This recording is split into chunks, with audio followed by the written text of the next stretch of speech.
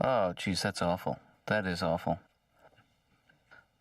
Yeah, it's a tragedy, but at least, she lived 92 wonderful years. No, I know not all of them, but hey, nobody lives the, the eulogy? Yeah. No, no, I would be glad to do that for you, and please let us know if there's anything at all we can do. Yeah, we will be there, I promise you that. Okay. Thank you for calling. Same goes for you. Dad, who died? I can tell by the Oh, God. by the hysterical laughter. Someone in our family just died. I don't know why this happens every time. Yeah, I remember the last laughing fit you had. Oh, God, I'm sorry. Yeah. Estelle. Oh, Estelle died. Yeah. Who is she? What are you talking about? Morty's wife. Who's Morty? Morty is my second cousin, once removed, or twice removed. That's too far away from me, Dad. I don't think I've ever met Morty or Estelle, have I? They used to come over Thanksgiving, Passover. Anyway. Oh, that's too bad. Yeah, You seem so upset. Well, we were close. Yeah. We were very close. Yeah. Very close to hysteria there for a second. Why do you laugh at somebody else's demise? I don't understand that. I mean, There's something about. I guess 1 minute they're alive, and the next minute they're dead. It's like slapstick.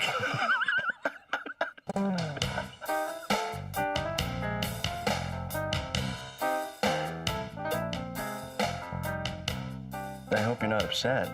I mean, you look it. Well, I'm a little upset. She was, when I was a kid, she was there for me a lot. When both of my parents were working, she very often would pick me up at school and bring me home. Right. And Morty is somebody I'm very fond of.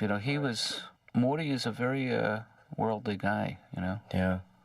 If that's what incontinent means anymore. But there are services. There are services the day after tomorrow. Oh. The Jews are obliged to bury their dead within a certain time frame. Yeah, I know, Dad. I'm Jewish. Yeah. Yeah. I know the rules. Thanks for reminding me. I know, but I remember you threw out the manual.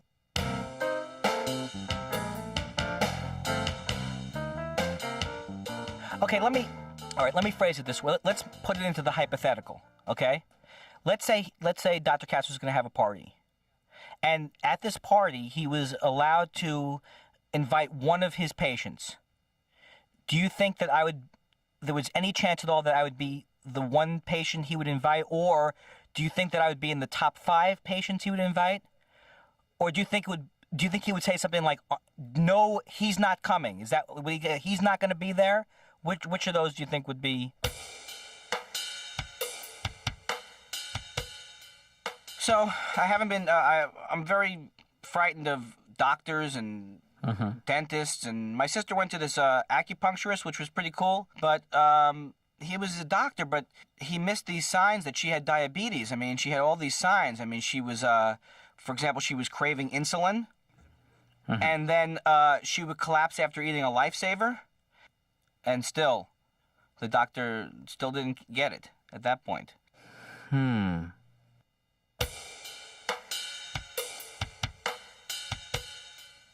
Tell me the whole thing again, Andy. I went out with this woman for 2 months, and then we didn't have any sex, and I asked her, why aren't we having any sex, which is always a good come-on line. And she said, I can't have any sex with you, Andy, because I'm impotent. And I said, impotent, don't you mean frigid?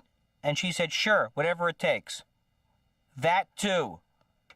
Yes, is what she said. All righty then. I can't get enough of the women, though. I can't get any of the women. So I think you can see my process of elimination. I can't get any of them. When I was a kid, I hated musicals. I couldn't stand when I go to the theater and there'd be a musical. And I hate in musicals when they tell you what they're going to do. Right. They always say, we're going to dance and sing and do everything. Well, then go ahead and dance and sing and do everything. It's like those rock groups in the early 60s. They would go, we want to rock and roll. Well, go ahead and rock and roll then. You've got the instruments and the amplifiers. Who better than you?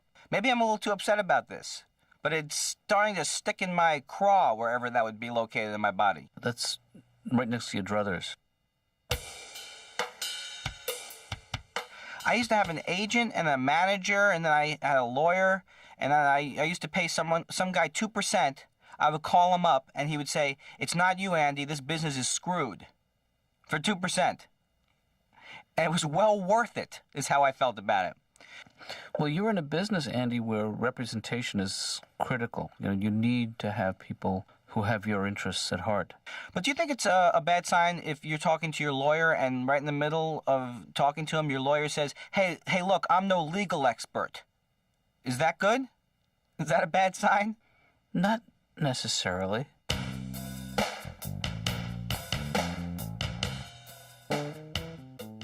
Dad, it's just that it's going to be a little awkward for me because I haven't been to a funeral since I was 12, so I'm a little out of practice. I'll cover for you because I've been to 3 funerals this year, and I'm not a morning person. Well, just go to bed early tonight, and you'll be able to get up early tomorrow. It was a joke. It was a joke. Oh, you mean it was a bad pun? Morning, right. Puns aren't really good or bad. They're just puns. That's what they are. Well, don't defend him, Dad. Maybe you're just not a punny person. That's a bad pun. You slap me in the face now and... Pun, you're going to your room right now. Punish me. Okay. Well, don't pontificate. Okay. Just pun.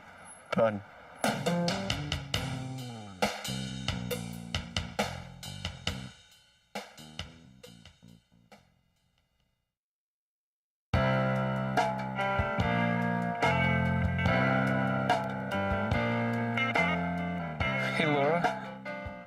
Yeah? I'm going to be in a little late tomorrow morning. Oh, me too. Well, I have to go to a funeral.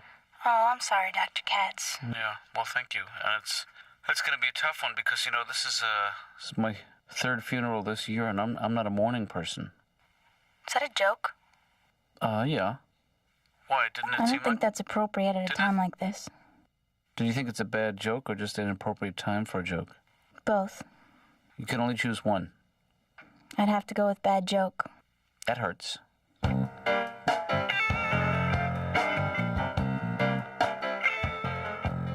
Well, let's try and pick up where we left off last time, Margaret, because I thought we were making some progress. Tell me about your family, about your siblings. Everyone in the family was fat. I used to have to hide in the bathroom to eat. Yeah. They'd all be at the door trying to get in to get my food. We just want to wash our faces. It was like the night of the living dead. Mm-hmm. I'm telling you, it was a very scary childhood. My mother has home movies you got to be 18 to get into. There's one of a barbecue. If you look real close, you can see Hitchcock sitting at a picnic table. Odd. Weren't you talking last time about your Uncle Joe? Oh, Uncle Joey. Yes. Jeez. Ate nothing but food additives. He was always real shiny like a sausage casing. Right. You just want to stick him with a fork. You knew a fennel seed would come flying out. Disgusting human being. Now Couldn't get a sentence out without, belching. So, Mark, how you doing? Geez, you're looking good. Yeah, you too, Uncle Joey. Yeah, shiny guy. But it's good that you're getting out. You're seeing people, you're taking chances. Yeah, I went out to dinner with a Marine last weekend. Mm-hmm. He looked across the table at me and he goes, I could kill you in 7 seconds. I go, oh, well, I'll just have the toast then. I like him, though, because he fights. Yeah. Everywhere we go, he picks a big fist fight. I love fights. Really? Well, I don't like the actual fight. I like the loose change on the ground afterwards. But you find yourself drawn to the macho types, big, strong guys. Of course, I don't like hairy guys, so I went with a hairy guy. He'd get in the bathtub, it looked like the sewer backed up. Ooh. All that fur floating on that water made me want to snap a cigarette butt in there. Where do you meet these guys? I mean, do you go to bars? Bars. I hate bars. 'Cause I don't drink or smoke, Guys coming up to me, hey, cupcake, can I buy you a drink? I'd always say, no, but I'll take the $3. And then they want to know my name. I say Margaret, and they always go, what do you like to be called? Like Margaret's a crummy name. I go, oh, just call me Bubbles. I'll give you a name, you little weasel.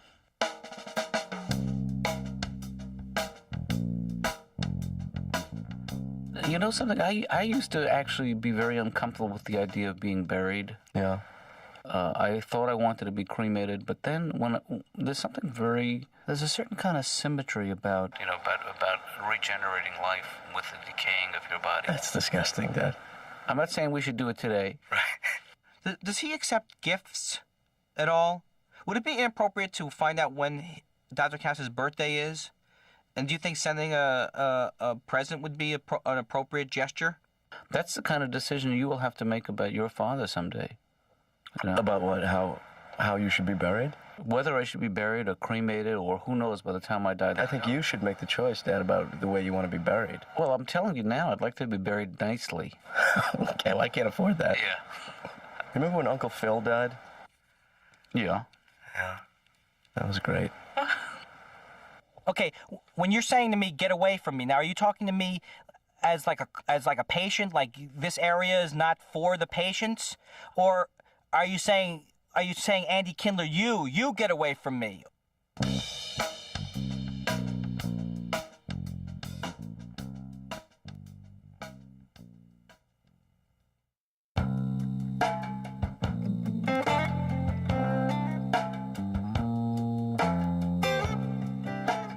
Dr. Katz's office. Hey, Laura.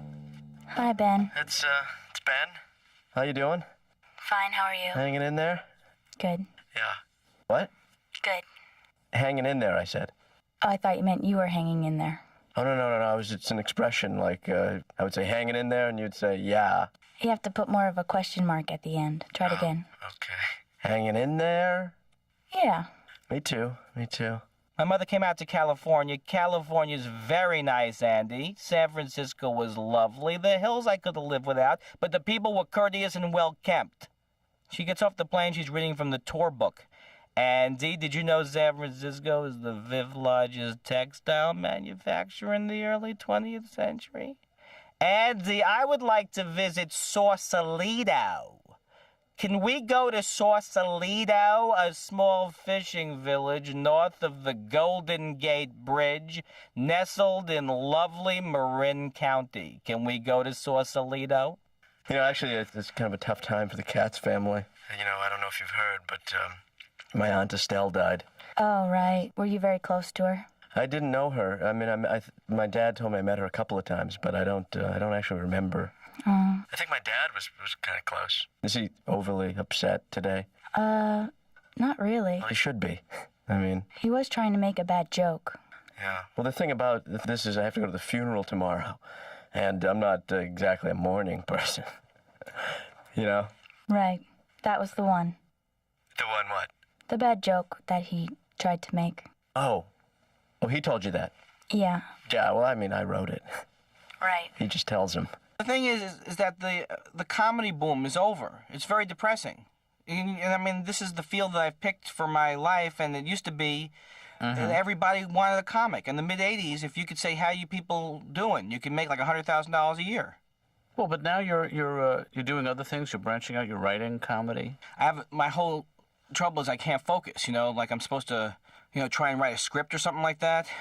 So, I want to write a script, but then I figure, maybe I'll take a nap for a couple hours, get things stirred up that way. Yeah. Then I start to write, and then I notice that Newhart is on, Nick at Night. So how can you not watch Newhart? I have to. And then, I'm start to write again, and I realize that Dragnet is very watchable when you're trying to avoid your obligations. Here's my impression of a network TV executive during World War II. Look, I don't like Hitler either, but he's very, very popular. He does very well. He has a lot of energy. He scores very well with the 18 to 49 men who hate Jews category. We're skewing it that way.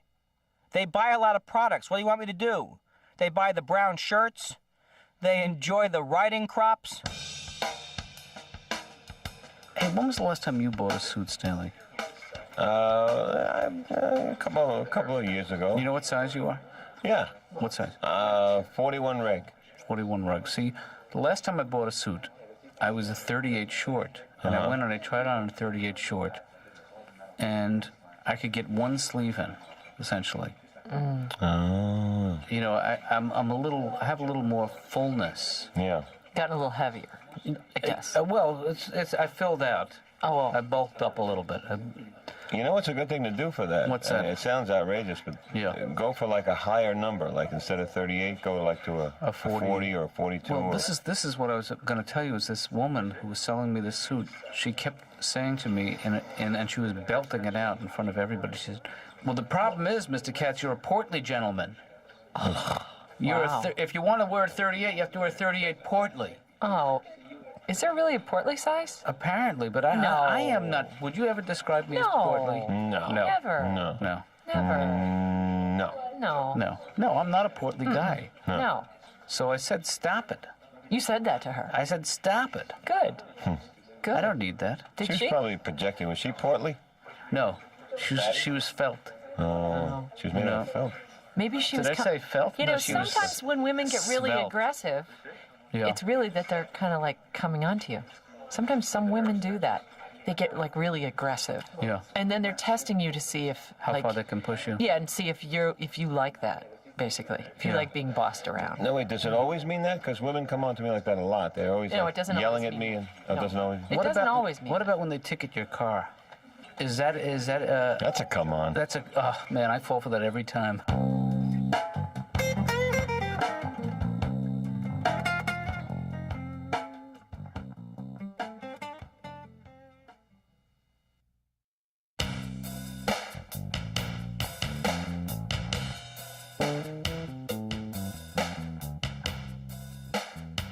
You know, those salespeople, they hate their jobs. Yeah. I remember the last job I ever tried to get in the normal workforce. Guy told me I had to wear high heels. Right. I said, well, I'll wear the high heels, but I'm going to need a handicapped parking space. Mm-hmm. I like that one store, that Ann Taylor. They're a little pushy there, though. Yeah. Get in there, they follow you around, rush me in and out of that dressing room. You know, I get in that dressing room, I like to stay a while. It's nicer than my apartment. So I'm in there like 10, 15 minutes. She comes knocking at the door. I go, what? You been in there a while, are you okay? I opened the door, Crick. I said, no, could you get me some toilet paper? What does she think I'm doing in there? Margaret, I'm sorry. You know what the music means. We're going to have to stop now. I know our time's up, but... Nope. Gotta go. I think I got designs on you. Bye. What did you just say? I think I'm in love with you. Bye. Wait. This is some...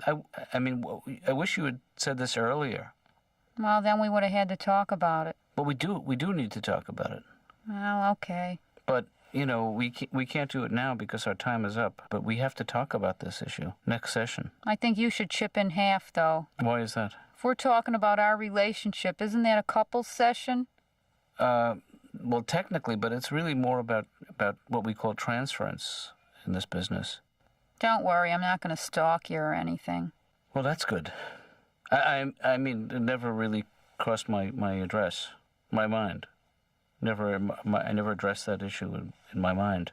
But I have to get going now because I never go directly home.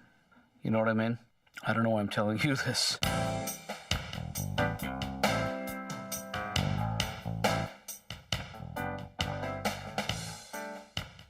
So now what exactly are you going to say? I was going to ask you. I usually try to open with a joke. But I don't think I'm going to today. No. I think what I'm going to do is I'm just going to talk about Estelle, you know. Yeah, well, that would be a good person to talk about. Yeah, because it is her funeral. That's true. I got to acknowledge it somehow. Yeah, I would say touch on her. Hey, Ben, isn't that cousin Sheila's husband, Larry? You remember him? That's the guy that used to put on the magic shows at the family gatherings. Right. And he'd make me be his lovely assistant, you know? Yeah. I hope he doesn't try to saw the casket in half. Dad, don't make us laugh. Okay. That's not right. Not here. Oh, man. This is a depressing event here. I don't care what anyone says. And I haven't even done my eulogy yet. Oh, I think they're asked me up to the... Yeah, you're going to have to go up now. I'll stay here. Unless you want me to be your lovely assistant. That's all right. All right, you go up. Knock him dead. Okay. Okay.